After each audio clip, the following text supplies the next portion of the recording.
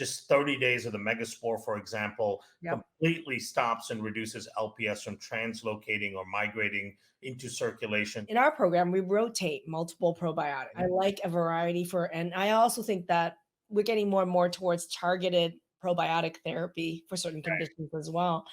But one of the things we've added has been a spore probiotic into the rotation. I Right. wanted for you to explain how and why people should consider adding Megaspore.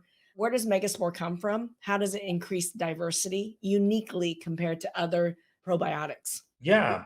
So spores are a very, very interesting category of probiotics. They do some very specific things that a lot of other probiotics don't do. So they're a nice complement to other probiotics that you may be taking. A spore forming probiotic is basically a probiotic bacteria that can cover itself in a calcified protein like armor when it's not in its ideal growth environment. And so they sit there dormant, waiting to be consumed. They're in the outside environment. You consume them. That armor-like coating allows them to survive past the gastric system. The moment they get into the small intestine, they come out of the spore state, and then they start flourishing in the gut. Now, one of the very first important things that they do in the gut is something called quorum sensing, where they read the microbial environment so they can identify the presence of pathogenic organisms, they can identify the presence of opportunistic organisms, and they can identify the presence of beneficial organisms. Now, if they see that the pathogens or the opportunistic organisms are too high, they'll go and they'll sit next to or surround those organisms.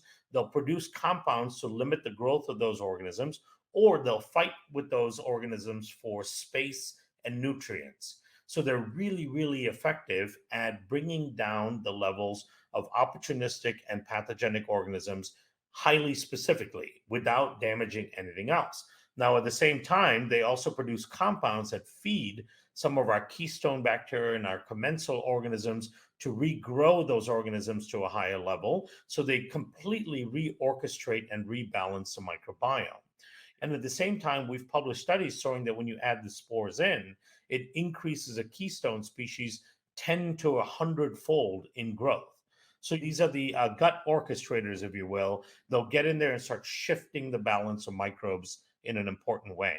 We've published studies showing that just 30 days of the MegaSpore, for example, Yep. completely stops and reduces LPS from translocating or migrating into circulation. So it's a very powerful tool for stopping LPS from getting through into your system.